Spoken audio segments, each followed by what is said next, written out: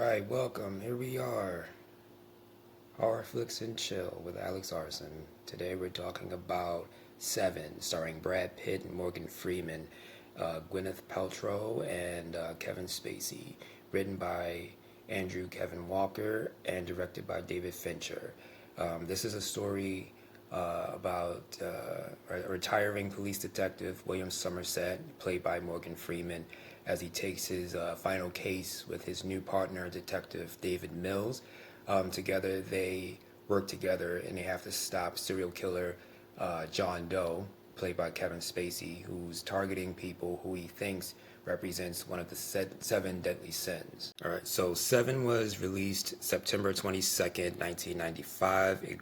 It went on to be one of the seventh highest grossing films in 1995 with a budget of only $33 million, and after it was released, it went on to gross $327 million. The writer Andrew Kevin Walker spent his time in New York trying to make it as a successful screenwriter. He felt as though if he didn't spend time in New York, he wouldn't have made the film Seven.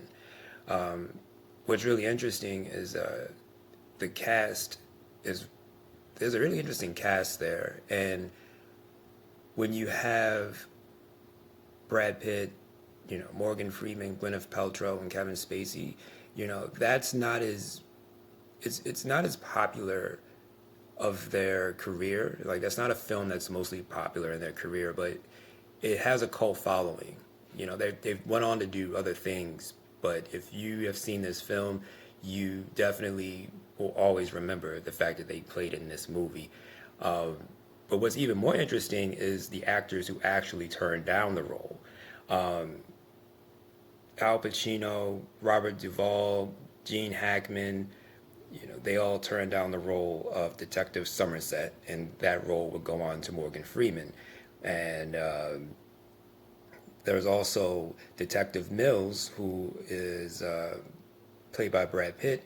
The character was given to Denzel Washington, Sylvester Stallone, but they also turned it down as well.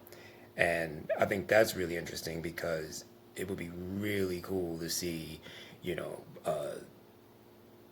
Denzel Washington and Morgan Freeman together in New York solving, homicide and working side by side. That would have been really awesome. Denzel actually ended up regretting not taking that film. And a lot of the guys that turned down the roles in that movie actually ended up, regretting that particular decision of not going along with that film. What was also interesting too is the whole filming of that movie, the camera angles, the cinematography. A lot of that comes from the show Cops that used to come on Fox back in the 90s. The shaky cam, the over-the-shoulder type of camera angles where, you kind of feel like you're there with them and you're experiencing the whole thing in real time. That was inspired by the show Cops on Fox, which was basically one of the few reality TV shows at the time. But that's what really made it gritty and really made it feel more realistic in that particular sense. Just throw it all away, No! She begged for her life, Detective. Shut up! She begged for her life. Shut up. And for the life of the baby inside of her. Shut up!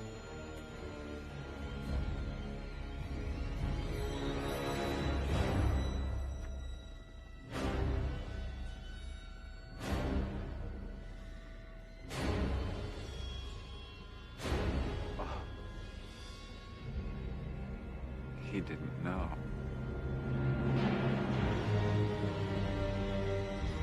One of the most popular scenes from that movie was the head in the box. That's one of the most popular things about that movie. There's a lot of interesting things that went on, but the ending is always what's going to stay with people. And so the head in the box actually didn't happen in a way before it was released. The idea was they were going to put maybe a dog or something, a dog's head in the box. That's not going to fly. And then there was the idea of Detective Mills not killing John Doe at the end. They wanted to have some type of happy ending where they basically take him into justice and all that, which is basically what you expect would happen with a Hollywood film. But David Fincher fought tooth and nail with the producers to actually have the original ending. And that's what really makes the film that much interesting. That's why we're talking about it today. This movie honestly opened the door for a lot of buddy cop films to come out in the future.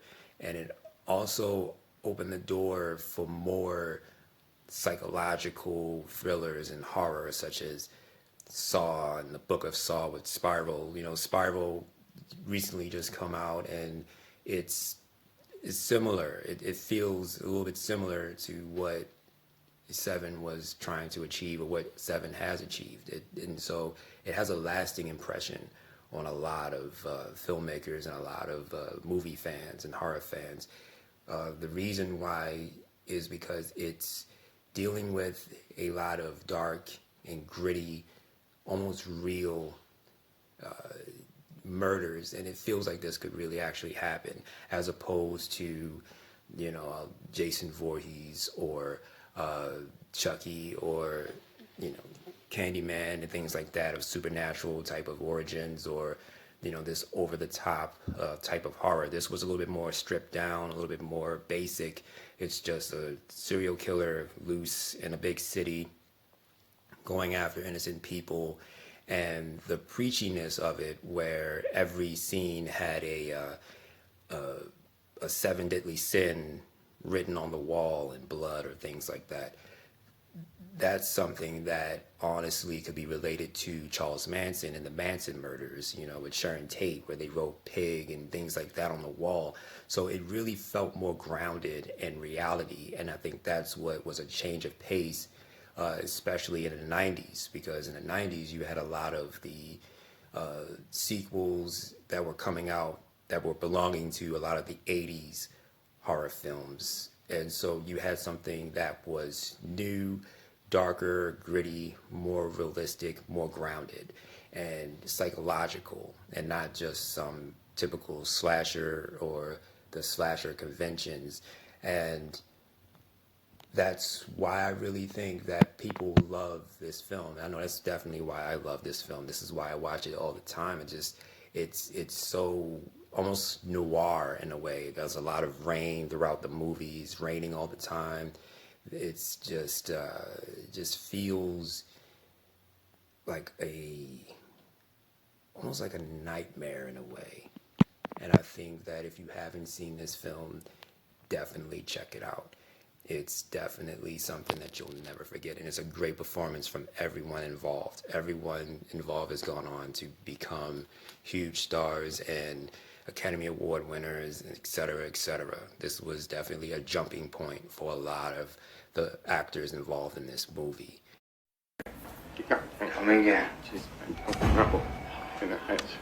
You heard nothing strange. You saw nothing strange. No. No. He asked me if I was married. And I could see he had a gun in his hand. Where was the girl? The what? What? The girl, the prostitute. Where was she? Someone comes to your establishment. They want to go downstairs. They want to get a little ooh la la, whatever. They got to come to you, yeah? Huh? You didn't see anyone with a package, a knapsack, something under their arm. Hey, everybody that comes in there has got a package under their arms.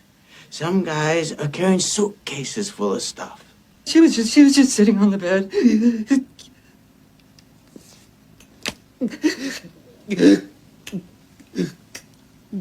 Who tied her down? You or him? Do you like what you do for a living? These things you see? No. No, I don't. But that's life, isn't it? He had a gun, and he made it happen. He made me do it. He put that thing on me. And he made me wear it.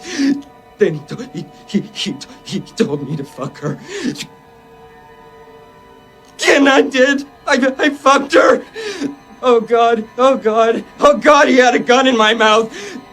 The fucking gun was in my throat. Fuck! God, please help me. Please help me.